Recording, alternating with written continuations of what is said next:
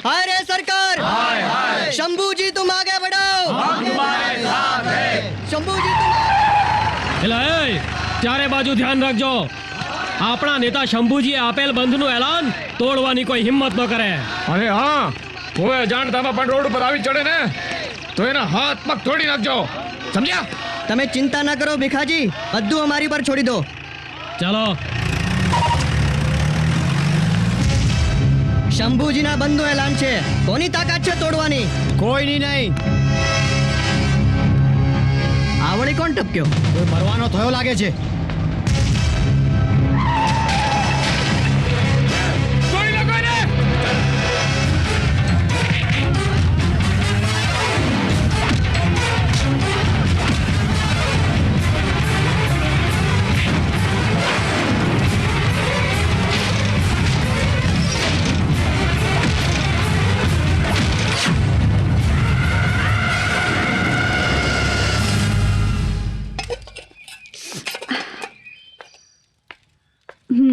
અરે તમે તો શહેરમાં જવાના હતા ને, તરત પાછા આવી ગયા? હા, ગામમાં ગયો ત્યારે ખબર પડી કે ખીમાણા ગામના શંભુજીએ ગઈ રાતના 12 વાગ્યાથી બંધનું એલાન આપ્યું છે.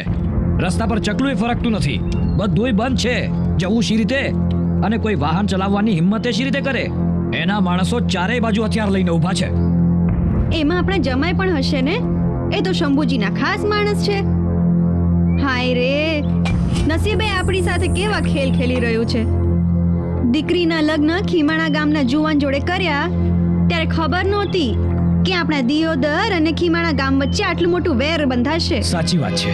આપણને ક્યાં જાણ હતી કે એને લીધે આપણે પણ આટલું બધું સહન કરવાનો વારો આવશે.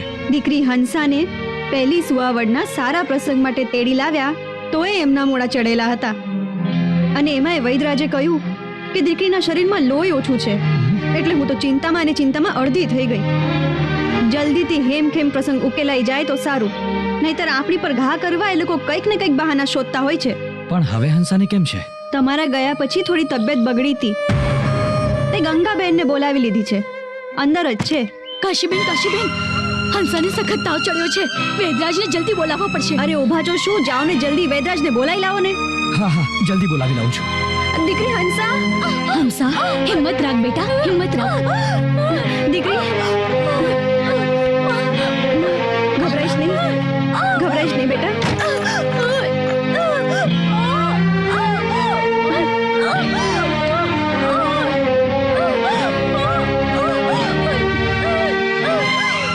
ભાઈ, મેં તમને કીધું તું ને કે હંસાના શરીરમાં લોહી ઓછું છે, એમાં ઉપરથી સુવાવડની પીડા ઉપડી છે, પાછો તાવે ચડ્યો છે. હવે મારા હાથની વાત નથી, તમારે તાત્કાલિક એને કોઈ શહેરની મોટી હોસ્પિટલમાં લઈ જવી પડશે, નહીં તો હંસા અને એના પેટમાં રહેલા બાળકનો બંનેનો જીવ જોખમમાં છે. વૈદરાજ, હા, જે કરવું એ જલ્દી કરો, વિચારવાનો વખત નથી. જલ્દી કરો ભાઈ, જલ્દી કરો.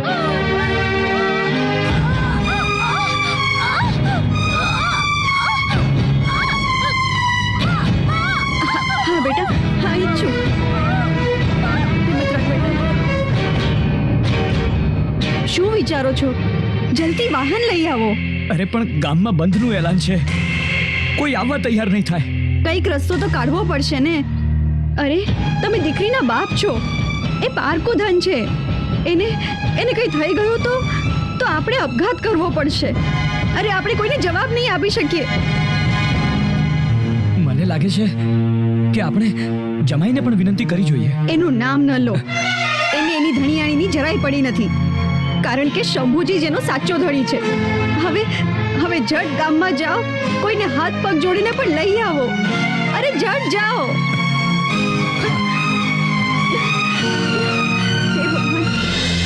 અરે યાર, આજે તો ટાઈમ પાસે નથી થતો. આ મારો દિયોર શંભુજી ઈના ફાયદા માટે રોજ હડતાળો ને બંધના તાઇપા કાઢીને આપણા ધંધાની પત્તર રગડસ. કરશન ભાઈ, મારી દીકરીને તાત્કાલિક શહેરની હોસ્પિટલમાં લઈ જવી પડે એમ છે. તારો ટેમ્પો લઈને જલ્દી ચાલે ભાઈ. રવજી કાકા, ગાંડા થયા છો કે શું?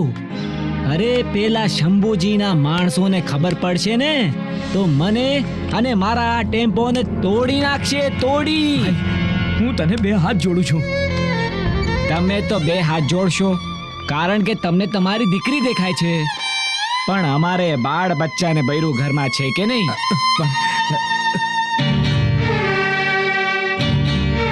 જીવન, ભાઈ જીવન, તું જીપ લઈને ચાલ ને.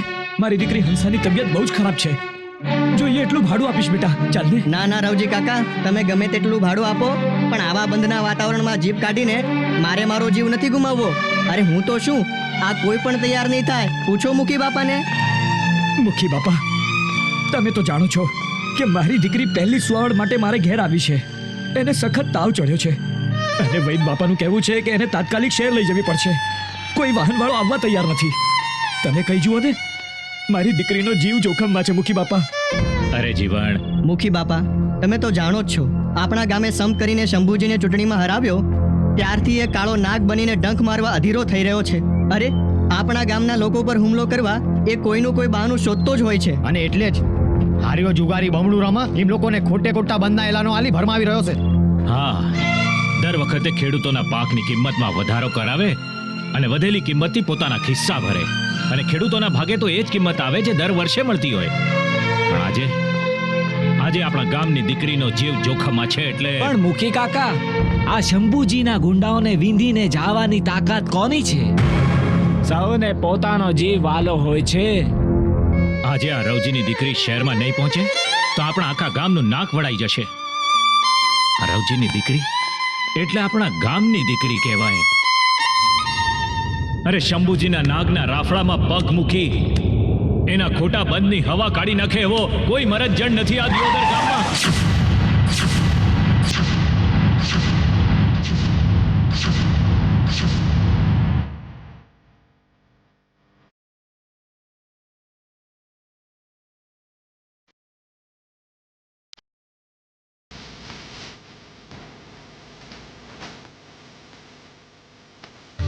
મુખી બાપા, શંભુજી જેવા નાગને શંકર ભગવાનની જેમ ગળામાં લપેટી રાખવાની તાકાત છે મારામાં.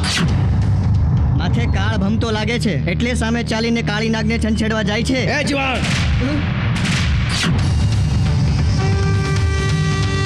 આપણા ગામની બેન દીકરીઓનો જીવ જોખમમાં હોય ત્યારે હિજડાની જેમ તાળી પાઈને બેસી રહેવા વિક્રમ નથી. જ્યારથી રિક્ષા ડ્રાઇવિંગ શરૂ કર્યું છે ત્યારથી ડ્રાઇવિંગ લાયસન્સ અને બેજની સાથે મા ચામુંડાની તલવાર પણ સાથે રાખું છું. ચાલો કાકા. હા હા, ભગવાન તારું ભલું કરે બેટા. ચાલ, જલ્દી ચાલ.